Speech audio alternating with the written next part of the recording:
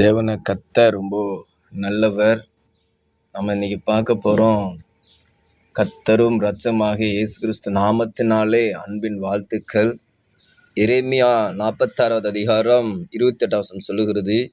எரேமியா 46வது அதிகாரம் 28வது வசனம், என் தாசனாய் யாக்கோபே, நீ பயப்படாதே என்று கர்த்தர் சொல்லுகிறார். நீ பயப்படாதே என்று கர்த்தர் சொல்லுகிறார். நான் உன்னுடனே இருக்கிறேன். எனக்கு அன்பான தேவனுடைய ஜனங்களே, சங்கீதம் 136 சங்கீதம் 4 வசனம் சொல்லுகிறது, ஒருவராய் பெரிய அதிசயங்களை செய்கிற துதியுங்கள், அவர் நல்ல கிருபை என்று உள்ளது.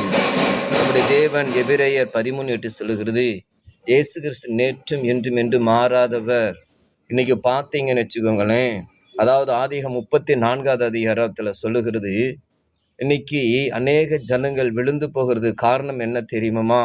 நீங்கள் ஆதியம் 34வது 1, 2, 3 வசனத்தை பார்த்தீங்கன்னா, இன்பமாய் பேசினான், அந்த பெண்ணின் மனதுக்கு இன்பமாய் பேசினான். நீங்கள் ரொம்ப கவனமாக இருக்கணும், பேச்சில் கவனம். வேர்ட் ஆஃப் த காட், அதாவது வெளிப்படை விசேஷம் 19வது அதிகாரம் 13 வசனம் சொல்லுகிறது, இரத்தத்தில் தோய்க்கப்பட்ட வஸ்திரத்தை தரித்திருந்தார், அவருடைய நாமம் தேவனுடைய வார்த்தை என்பதே. இல்லைங்களா? அதாவது நம்ம பேச்சில் ரொம்ப கவனமாக இருக்கணும். ஆதியம் 34 அதை சொல்லுகிறது, அந்த பெண்ணின் மனதுக்கு இன்பமாக பேசினான். ரொம்ப கவனமாக இருங்க, வார்த்தைகளை சொல்லும்போது ரொம்ப கவனமாக இருங்க. யோபு 6:25 சொல்லுகிறது, செம்மையான வார்த்தைகளில் எவ்வளவு வல்லமை உண்டு. ஏன்னா யோசேப்பு பாருங்க, அந்த காலத்தில் நான் யோசேப்பு நான் இல்லை. அதாவது ஆதியாகமம் 39வது அதிகாரம் 9வது வசனம் சொல்லுகிறது, ஆதியாகமம் 39வது அதிகாரம் 9வது வசனம் சொல்லுகிறது, யோசேப்பு ஒரு தேவ மனிதன், பாவத்துக்கு எப்படி விலகி ஓடுகிற ஒரு தேவ வாலிபனா இருந்திருக்காரு. தேவ ஆவி பெற்ற தேவ மனிதன் யோசேப்பு தேவனுக்கு விரோதமாய் பாவம் செய்வது எப்படி பாருங்க. யாருமே இல்லை, தெய்வத்துக்கு பயம் இருந்ததுனால தேவனுக்கு விரோதமா பாவம் செய்வது எப்படி? ஆனால் இன்னைக்கு கையில் வேதம் வெத்திருப்பாங்க, ஆனால் அவங்க என்ன பண்ண முடியும்? இருதயத்தில் பாவம் செய்ய முடியும், சரீரத்தில் பாவம் செய்ய முடியும். அதாவது எசேக்கியேல் 11வது அதிகாரத்தில் 19 சொல்லுகிறது, கல்லான இருதயம். அந்த கல்லான இருதயம் இருக்கும் பொழுது, அதாவது பார்த்தீங்கன்னா கல்லான இருதயம் இருந்துங்கன்னா உணர்வுள்ள இருக்காது, உணர்வுள்ள இருதயமெல்லாம் இருக்காது. எதையும் துணிஞ்சு செய்ய முடியும். தெய்வத்துக்கு பயப்படுகிற பிள்ளைகள் பாவம் செய்ய முடியாது. கையில் பைபிள் வச்சிருக்கிற பிள்ளைகள் பாவம் செய்ய முடியும், ஆனால் ரொம்ப அந்த இருதயத்தில் ஒரு உணர்வுள்ள ஒரு இருதயம் வேணும். அதாவது யோபு 32:8 சொல்லுகிறது, சர்வருடைய சுவாசமே அவர்களை உணர்வுள் ஆக்கும்.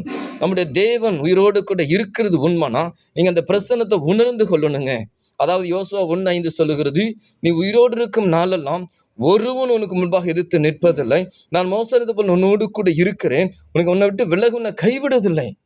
நம்ம ஆபிரகாம் தேவன், ஈசாக்கு தேவன், யாக்கோபின் தேவன் சொல்லுறோம், ஆனால் செயலில் எப்படி இருக்கிறோம்? இல்லைங்க, நம்முடைய கண்கள் எப்படி இருக்கிறது, நம்முடைய வார்த்தை எப்படி இருக்கிறது? ரொம்ப கவனமாக இருங்க. நம்ம ஜெபிக்கலாங்களாம்.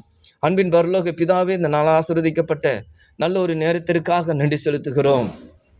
யோபு 6:25 சொன்னது போல செம்மையான வார்த்தை எவ்வளவு வல்லமை என்ற வார்த்தையின்படி கர்த்தாவே யோசேப்பை பாதுகாத்தது போல என் தமிழ்நாட்டு வாலிபர்களையும், இந்தியா சுட்ட வாலிபர்களையும், உலக தேச வாலிபர்களையும், ஒவ்வொரு சகோதர சகோதரிகளையும் கர்த்தாவே ரோமர் 5:5 சொன்னது போல பரிசுத்தாவினாலே பரிசுத்தமாக்கப்பட்டது என்ற வார்த்தைப்படி பரிசுத்தாவியானவரே பிள்ளைகளை பாதுகாத்துகளும்.